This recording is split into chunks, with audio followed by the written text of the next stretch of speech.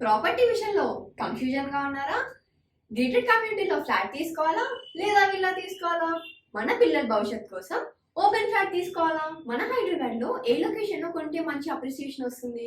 మరి నమ్మకమైన ప్రాపర్టీ కొనాలంటే నమ్మకమైన గైడ్ కావాలి కదా. ప్రాపర్టీ అడ్వైజర్ కోసం సంబంధించండి వరాహస్వామి ప్రాపర్టీ గూగులర్. కాంటాక్ట్ 7207218485. జై శ్రీమన్నారాయణ. జ్ఞానానందవయం దేవం నిర్మలా స్ఫటికాకృతిం ఆధారం సర్వవిద్యానాం హయగ్రీవ ఉపాస్మహే. మనం ప్రతి నెల గోచార ఫలితాలు తెలుసుకుంటున్నాం. అసలు నిత్య జీవితంలో ఈ గ్రహాల ప్రభావం ఏ విధంగా ఉంటుంది, ఏ యొక్క గ్రహం ఏ యొక్క ఫలితాన్ని ఇస్తుంది అనేది దాని గురించి కొంచెం మనం తెలుసుకునే ప్రయత్నం చేద్దాం. నిత్య జీవితంపై గ్రహాల ప్రభావం గోచార ఫలితాల వలన మనకు బాగా అర్థమవుతుంది. జన్మచక్రం నుండి దానిని గ్రహించవచ్చు. అది మన పూర్వజన్మ కర్మను ప్రతిబింబిస్తుంది. సూర్యుని విశ్వానికి ఆత్మగా మనం భావించవచ్చు. సూర్యోదయం సూర్యాస్తమయం వంటి ప్రభావం మన మీద ప్రబలంగా ప్రభావాన్ని చూపిస్తాయి. సూర్యోదయంతో విశ్వం మేల్కొంటుంది. సూర్యోదయంతో నిద్రలోంచి మేల్కొన్న వారున్నప్పటికీ కూడా సూర్యుడు మాత్రం ఉదయిస్తున్నాడు. అతను మన మీద ప్రభావాన్ని చూపిస్తున్నాడు. సూర్యోదయం మన మీద చూపించే ప్రతికూల లేదా అనుకూల ప్రభావాలను జాతక చక్రంలోని చంద్రుని వలన మనం గ్రహించవచ్చు.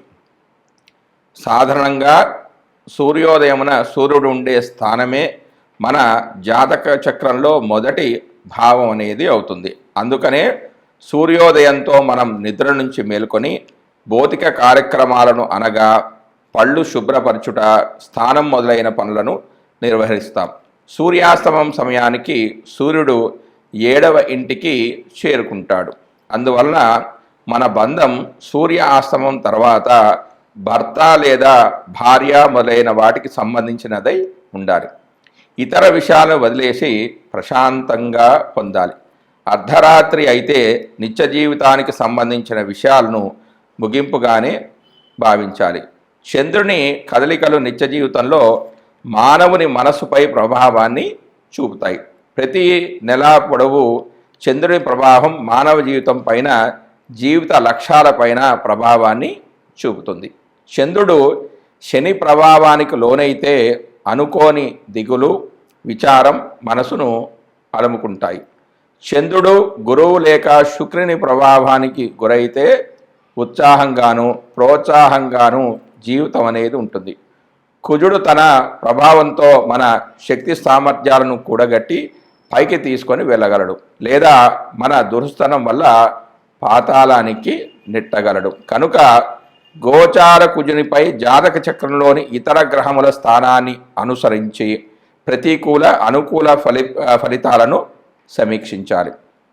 కుజ చంద్రులకు ప్రతికూల దృష్టి ఏర్పడితే సంశయమాన్ని కోల్పోయే ప్రమాదం ఉందంటే ఓపిక అనేది వారికి ఉండదు. బుధుడు అనుకూల గోచారం వలన వ్యక్తిలో చురుకుదనం అనేది పెరుగుతుంది. తెలివిగా మాట్లాడమే కాదు, తెలివిగా కార్యక్రమాలను కూడా నెరవేర్చగలుగుతాడు. అన్నీ శుభసూచంగానే ఉంటాయి. ప్రతికూల బుధుడు అనుకోకుండా నరాల బలహీనతను ఏర్పరిచి సమస్యల బారిన పడవేస్తాడు. అనుకూల బుధుడు మనను తారాస్థాయికి తీసుకుని వెళ్ళగలడు, అన్నిటా విజయాలను చేకూర్చగలడు. అనుకూల గోచార గురువు వలన ద్రవ్యం అనేది మనకు లభిస్తుంది. రాని బాకీలు కూడా వసూలవుతాయి.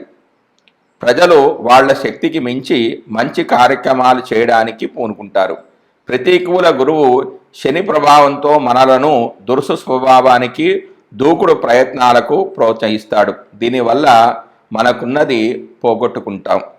అనుకూల శుక్రుని ప్రభావం ఎక్కువగా ఉంటుంది. అతని చలనం వలన మనుషుల అనుభూతులు, ఆలోచనలు బయటపడతాయి. యువకులైనట్లయితే ప్రేమ వివాహాల జోరుతో ఉంటారు.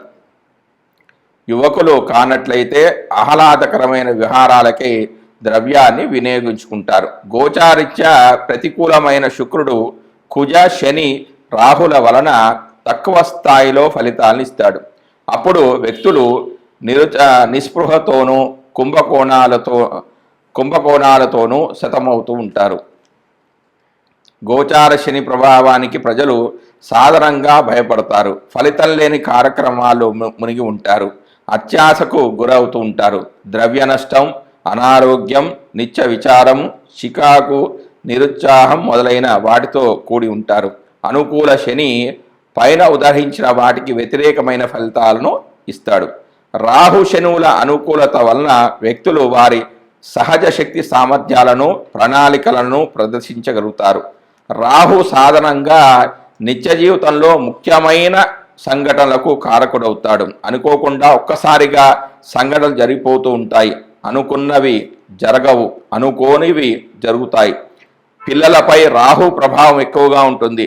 రాహుకు చంద్రునితో ప్రతికూల పరిస్థితి ఏర్పడితే పిల్లల ఆరోగ్య విషయంలో జాగ్రత్త వహించాలి. శుక్రునికి సంబంధించినదైతే ప్రోత్సాహకరంగా ఉంటుంది. ఏదైతే అనుకుంటామో పరిస్థితులకు తగ్గట్టుగా అదే జరుగుతుంది. రాహు మీ ప్రణాళికలను రహస్యంగా కోడిలా పొదుగుతాడు. రాహు చాలా బలవంతుడు. కేతువు ప్రభావం వల్ల రోగాలు బయటపడతాయి. ఆధ్యాత్మిక విషయాలలో కేతువు ప్రధాన పాత్ర వహిస్తాడు. గ్రహముల విషయంలో ఇవన్నీ సాధారణ విషయాలు. వాటి కారకత్వాలు, మిత్రత్వ శత్రుత్వాలు మొదలైనవి లెక్కలోనికి తీసుకొని ఫలితాలను నిత్య జీవితంలో అంచనా వేసుకొని ముందుకు నడవాలి. విశ్వమంతా గ్రహాల ప్రభావంతోనే ఉంటుంది. జ్యోతిష్య శాస్త్రం ఈ విషయాలను సూచిస్తుంది. వాటిని అనుభవించుకోవడం, అర్థం చేసుకోవడం, విశ్లేషించడం మానవుని యొక్క విజ్ఞానంపై ఆధారపడి ఉంటుంది. జై శ్రీమన్నారాయణ. సంవత్సర గోచార ఫలితాలలో ఏ గ్రహాలకు ఎక్కువగా ప్రాధాన్యత ఉందో మనము ఈ భాగంలో తెలుసుకుందాం. ప్రతి సంవత్సరం ఉగాది సందర్భంలో వేసే పంచాంగ శ్రవణంలో భాగంగా సంవత్సర గోచారాన్ని తెలియజేస్తారు. సాధారణంగా కూడా జరుగుతున్న సంవత్సరంలో తమకు సంబంధించిన శుభాశుభాలను తెలుసుకోవడం కూడా సంవత్సర గోచార ఫలితమే. ఈ విధానంలో ముఖ్యంగా ఆ సంవత్సరము శని, గురువు, రాహుకేతుల సంచారం ప్రధానంగా ఉంటుంది. శని సంచరించే రాశి తమకు అనుకూలమో ప్రతికూలమా అని చూసుకోవడం అనేది ఉంటుంది. ఈ క్రమంలో తమ జన్మరాశికి శని 12, 1, 2 రాశుల్లో సంచరించే దానిని ఏలినాటి శని అని, 4వ స్థానం సంచారం అర్ధాష్టమ శని అని, 8వ రాశిలో సంచారాన్ని అష్టమ శని అనే పేరుతో తెలుపుతారు. ఈ కాలంలో విశ్రాంతి లేకపోవడం, అంటే 12వ స్థానంలో ఉంటే విశ్రాంతి లేకపోవడం, శారీరకమైన ఇబ్బందులు అంటే 1వ స్థానంలో ఉంటే శారీరకమైన ఇబ్బందులు, ఆర్థిక ఇబ్బందులు, కుటుంబ కలహాలు అంటే 2వ స్థానంలో ఉంటాయి. 4వ స్థానంలో ఉంటే సౌఖ్యం లేకపోవడం అంటే సుఖం లేకపోవడం, 8వ స్థానంలో ఉంటే ఆకస్మిక నష్టాలు, అనారోగ్యాలు క్రమంలో తెలియబడతాయి. ఇవన్నీ ఫలితాలు కూడా ఆ జాతకుడు పొందుతాడు. శని యొక్క దృష్టిని కూడా పరిశీలించడం సాంప్రదాయం. శని తానున్న రాశి నుండి 3, 7, 10 స్థానాలను చూస్తూ ఉంటాడు. ఆ రాశిలో తమ జన్మరాశి ఉన్నప్పటికీ జాగ్రత్తలు తీసుకోవడం అవసరంగా సూచిస్తారు. అంతేకాక శని సంచరిస్తున్న రాశి, శని దృష్టి ఉన్నటువంటి రాశులు తమ జన్మరాశి నుంచి ఏ భావాలు అవుతున్నాయో ఆయా భావాల విషయంలో జాగ్రత్తలు తీసుకోవడం కూడా గోచారంలో ఒక భాగమే. శని ఒక్కొక్క రాశిలోనూ 2.5 సంవత్సరాల సంచారం వల్ల ఈ గ్రహ ఫలితాలను అధికంగా గమనించడం సాంప్రదాయంలో ఉంది.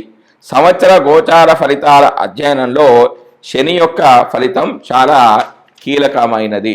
గురుగ్రహ సంచారాన్ని కూడా సంవత్సర గోచారంలో భాగంగా పరిశీలిస్తారు. గురువు తానున్న రాశి నుంచి 5, 7, 9 రాశులను చూడడం వల్ల ఆయా రాశుల వారికి అనుకూలతను తెలియజేయడం జరుగుతుంది. జన్మరాశి నుండి 2, 5, 7, 9, 11 రాశుల్లో సంచరిస్తున్నప్పుడు ఆర్థిక, సంతాన, వైవాహిక సంతృప్తి, లాభాదులను పొందవచ్చు. గురుదృష్టి ఉన్నటువంటి భావాల్లో లోపాలున్నా సరిదిద్దబడతాయి. ఆ సంవత్సరంలో ఏ కార్యక్రమాలకు అనుకూలమో ఏ కార్యక్రమాలకు ప్రతికూలమో కూడా గురుగ్రహ గోచారం ద్వారా గమనించవచ్చు. నూతన సంకల్పాలు నెరవేరడానికి, వివాహ సంతానాది అంశాల్లో పరిపూర్ణత కోసం గురుగ్రహ గోచారం అనుకూలంగా ఉండే విధంగా చూస్తుండడం సాంప్రదాయం. రాహుకేతువులు తామున్న రాశులకు అనుసరించే భావాలకు సంబంధించిన అశుభ ఫలితాలను ఇస్తూ ఉంటారు. ముఖ్యంగా 3, 6, 11 స్థానాల్లో తప్ప మిగిలిన స్థానాల్లో ఆయా భావాలకు లోపాలను తెలియజేయడం గోచార సాంప్రదాయం. ఏదైనా శుభగ్రహంతో కలిసి ఉన్నప్పటికీ ఆ గ్రహం యొక్క శుభత్వాన్ని తగ్గించే విధంగా రాహు కేతువు గ్రహాలు ఉంటాయి. అందువల్ల ప్రతి రాశి వారికి రాహు కేతువు ఉన్నటువంటి భావాలను జాగ్రత్తగా చూసుకోవాల్సి ఉంటుంది. శని, గురువు, రాహు కేతువులు అధిక కాలంలో ఒక రాశిలో సంచరించడం వల్ల సంవత్సర ఫల నిర్ణయంలో వీరి యొక్క ప్రాధాన్యం అధికంగా ఉంటుంది. జై శ్రీమన్నారాయణ. మాస గోచార ఫలితాల యొక్క ప్రాముఖ్యత. ఒక మాసం తమకు అనుకూలమా ప్రతికూలమా అని గమనించేందుకు రవి, కుజ, శుక్ర, బుధ గ్రహాలను గమనించడం సాంప్రదాయం. సూర్యుడు 3, 6, 10, 11 రాసుల్లో సంచరించే సమయంలో మాత్రమే శుభ ఫలితాలను ఇస్తాడు. మిగిలిన సమయాలలో అతడు సంచరించే రాశి దృష్టి ఉన్న సప్తమ రాశి విషయంలో జాగ్రత్తలు తీసుకోవాలి. వేరు వేరు జన్మరాశుల వారికి రవి సంచరిస్తున్న రాశి దృష్టి ఉన్నటువంటి రాశులు ఏ భావాలు అవుతున్నాయో గమనించి వానికి అనుకూలమైన ఫలితాలను నిర్దేశించాల్సి ఉంటుంది. రవి గోచారంలో వ్యతిరేకంగా ఉన్న సమయంలో అధికార ప్రభుత్వ సంబంధమైన సమస్యలు, అనారోగ్య లోపాలకు, మానసికమైన ఒత్తిడులకు అధికమైన అవకాశం అనేది ఉంటుంది. అదేవిధంగా కుజుడు గోచారంలో అననుకూలమైన రాశిలో సంచరిస్తుంటే చిన్న చిన్న ప్రమాదాలు, ఒత్తిడులు, శారీరకమైన అనారోగ్యాలు, నొప్పులకు అవకాశం అనేది అధికంగా ఉంటుంది. అంతేకాకుండా సామాజికంగా అప్పులు పెరగడం, శత్రుత్వాలు అధికం కావడం కూడా ఉంటుంది. తగిన దాన ధర్మాలు అవసరమవుతాయి. 3, 6, 11 రాశుల్లో మాత్రమే శుభ ఫలితాలను కుజుడు ఇచ్చినప్పటికీ తాను సంచరిస్తున్న రాశి దృష్టి ఉన్నటువంటి 4, 7, 10 రాశులను కూడా ఫలితాల విషయంలో లెక్కలోనికి తీసుకోవాలి. బుధుడు గోచారంలో అశుభ ప్రదేశాల్లో ఉన్నప్పుడు వ్యాపారాదుల్లో లోపాలకు అధికమైన అవకాశం అనేది ఉంటుంది. పెట్టుబడులు ఫలించవు, స్ఫురణ శక్తి అనేది లోపిస్తుంది, శారీరక చైతన్యం తగ్గిపోయే సూచనలు ఉన్నాయి. కొంత బలహీనమైన మనస్తత్వం, ఆలోచనా తత్వంలో లోపాలకు అవకాశం అనేది కలుగుతుంది. రోగ నిరోధక శక్తి అనేది లోపించడం వల్ల కలిగే సమస్యలు పెరుగుతాయి. బుధుడు 2, 4, 6, 8, 10, 11 స్థానాల్లో శుభ ఫలితాలను ఇస్తాడు. తాను చూస్తున్న భావాలకు కూడా శుభాన్ని ఇస్తాడు. శుక్రుడు అధిక స్థానాల్లో గోచారిత్యా అనుకూలంగా ఉన్నప్పటికీ బలహీనమైన గోచార ఫలితాలనిచ్చే స్థానాలలో మనోభిష్టాలు నెరవేరక ఇబ్బంది పడుతూ ఉంటారు. శుక్రుడు ఒక రాశిలో సంచరించే కాలంలో మానసికమైన వ్యవహారాలు, ఆకర్షణలలో లోపాలు, ఇబ్బందులకు అవకాశం అనేది ఉంటుంది. అవగాహన లోపాలు ఉంటాయి. శరీరంలో హార్మోన్ల లోపాలు ఏర్పడతాయి. సమతుల్యమైన భావాలు దెబ్బతింటాయి. శుక్రుని విషయంలో 6, 7, 10 రాశుల సంచారం మాత్రమే లోపమైనది. 6వ స్థానం సంచారం అధికమైన లోపంగా పరిగణిస్తారు. భార్యాభర్తల మధ్యలో అభిప్రాయ భేదాలకు కూడా ఇటువంటి అంశాలు కారణమవుతాయి. మానసికమైన ఒత్తిడి తీవ్రంగా ఉంటుంది. ఒక నెల రోజులు కొంత ఎక్కువ తక్కువలతో కూడుకున్న రోజుల్లో సంచరించే గ్రహాలు ఇవన్నీ కూడా. అందువల్ల వీటి ద్వారా కలిగే ఫలితాలు ఆ మాసాదులకు చెంది ఉంటాయి. అయితే శుభ సమయంలో కార్యక్రమం ప్రారంభించి పూర్తి చేయడానికి ఇటువంటి అనుకూల గ్రహ సంచారాదుల వల్ల ఫలితం అనేది అధికంగా ఉంటుంది. జై Srimannarayana. Hi, my name is Gautam and I actually stay in Malkajgiri itself. Like, I had this back pain. It's been 1.5 years. I have tried many treatments like chiropathy, oil massage, physiotherapy especially, but it didn't work out as much like what I expected. I strongly suggest homeopathy because నేను personally allopathy చాలా suffer అయినా, and I definitely do not recommend allopathy. You people can carry on with the homeopathy. Area Malkajgiri and doctor name is like Nageswar Rao and the clinic name is Neocare Homeopathy. కన్యారాశి వారికి July నెల మాస ఫలితాలు, రవి ఫలితాలు. కన్యారాశి వారికి Ravi July 16 వరకు 10వ స్థానంలోను, జూలై 17 నుంచి ఆగస్టు 16 వరకు లాభంలోనూ సంచరిస్తున్నాడు. ఈ 2 స్థానాల్లో రవి శుభ ఫలితాలని ఇస్తాడు.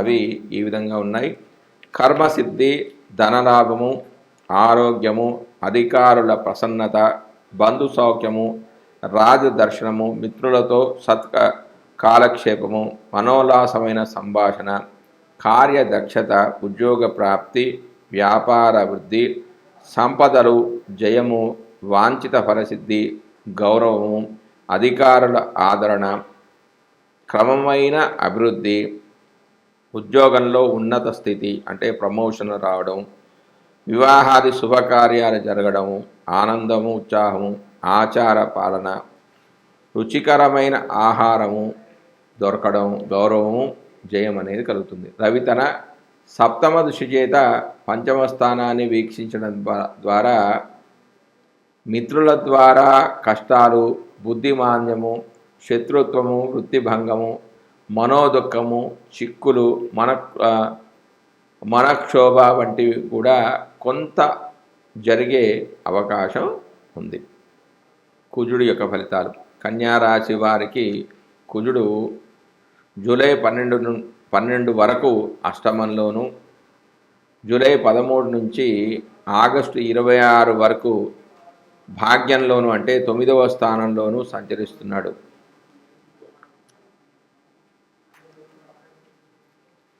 అష్టమంలోనూ నవమంలోనూ సంచరిస్తున్నప్పుడు చెడు ఫలితాలే ఇస్తాడు. రుణబాధ, స్థానభంగము, వ్యాధి, కార్యనాశనము, ధన నష్టము, దేశాంతర వాసము, నిరాశ, అశాంతి, బలహీనత, రక్తవ్యాధి, జ్వరబాధ, అవమానం లాంటిలో కొన్ని మాత్రమే జరిగే అవకాశం ఉంది. తర్వాత బుధుడి యొక్క ఫలితాలు. కన్యారాశి వారికి బుధుడు జూలై 19 వరకు లాభంలోను, జూలై 20 నుంచి ఆగస్టు 22 వరకు వ్యయంలోను అంటే 12వ స్థానంలోనూ సంచరిస్తున్నాడు. 11వ స్థానం శుభస్థానం.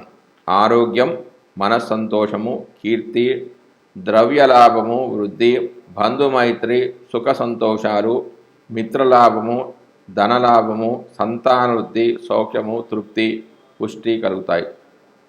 12లో ఉన్నప్పుడు దోష ఫలితాలనేవి ఇస్తాడు. మనస్సంకటం, సౌఖ్యలోపము, శత్రుబాధ, గృహఛిద్రములు, కలహం, అపజయము, అకాల భోజనము, పరాభము, ఉద్వేగము కలుగుతాయి.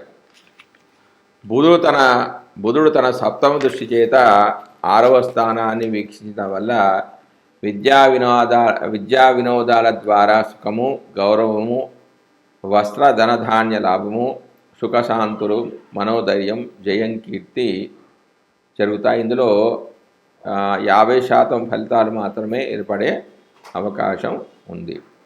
తర్వాత గురుడు యొక్క ఫలితాలు. కన్యారాశి వారికి గురుడు ఈ నెల అంతా కూడా భాగ్యస్థానంలో సంచరిస్తున్నాడు. ఈ స్థానం మిక్కిలి అనుకూలమైనది. సకల సౌభాగ్య సిద్ధి, గృహలాభము, కుటుంబ సౌఖ్యము, అభివృద్ధి, ఆచార జీవనము, కార్యసాధన, ద్రవ్యలాభము, మృష్టాన్న భోజనము, స్త్రీ సౌఖ్యము కలిగే అవకాశం ఉంది. గురుడు తన ప్రత్యేక దృష్టి చేత జన్మస్థానాన్ని వీక్షించడం వలన ధన నష్టము, బంధు విరోధము, కార్యభంగము, బుద్ధిభ్రాంశము, విరోధము, దేశాంతర ప్రయాణము, అవమానము కలుగుతాయి. ఇందులో మిశ్రమ ఫలితాలే కలిగే అవకాశం ఉంది. కొంత మాత్రమే మిశ్రమ ఫలితాలు కలుగుతాయంటే అశుభ ఫలితాలు తక్కువగా జరుగుతాయి. శుక్రుడి యొక్క ఫలితాలు. కన్యా రాశి వారికి శుక్రుడు జూలై 6 వరకు 10వ స్థానంలోను, జూలై 7 నుండి జూలై 31 వరకు లాభస్థానంలోనూ సంచరిస్తున్నాడు. దశమంలో దోష ఫలితాలను ఇస్తాడు. అవి ఈ విధంగా ఉన్నాయి: ధన నష్టము, కష్టము, వ్యాకులత, విరోధము, స్త్రీ సౌఖ్య లోపము, బలహీనత, అవమానము, తగాదాలు, అపజయము, వ్యవహార నష్టము వంటివి కలిగే అవకాశం. 11లో సంచరిస్తున్నప్పుడు శుభ ఫలితాన్ని ఇస్తాడు. అవి ఈ విధంగా ఉన్నాయి: మృష్టాన్న భోజనము, మిత్రలాభము, స్త్రీ సౌఖ్యము, శారీరక సౌఖ్యము, శాంతియుత జీవనము, నిర్భయము, ధనం కలుగుతాయి. గురుడు 11వ స్థానంలో శుభ ఫలితాలు ఇచ్చే సందర్భంలో 6వ స్థానంలో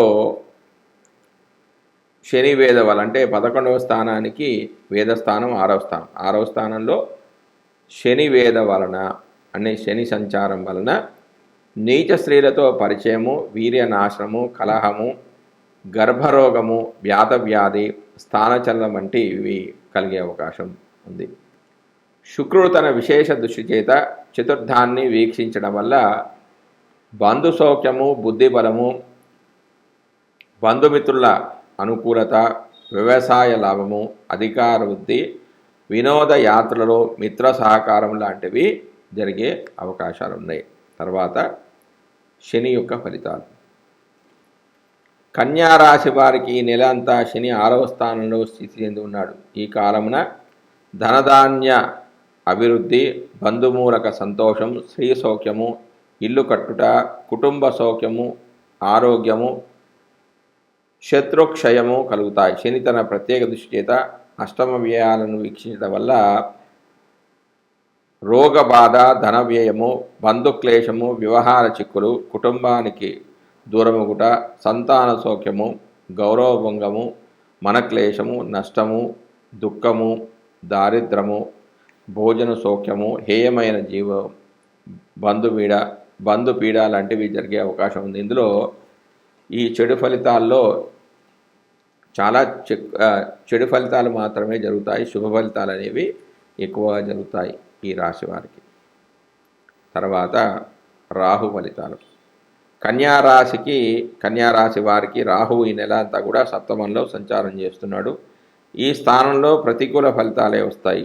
దేశ సంచారం, కలహాలు, రోగము, నష్టము, ఇబ్బందులు, భార్యాపుత్రులతో విరోధము, వృధా ప్రయాణాలు, వ్యాధి, స్వల్ప ధాన్యాదులు, స్వల్ప కుటుంబ కలహాలు, అనాలోచిత చర్యలు జరిగే అవకాశం ఉంది. తర్వాత కేతువు యొక్క ఫలితాలు. కన్యా రాశి వారి కేతు ఈ నెల అంతా కూడా జన్మరాశిలో సంచరిస్తున్నాడు. ఇది అశుభ స్థానం.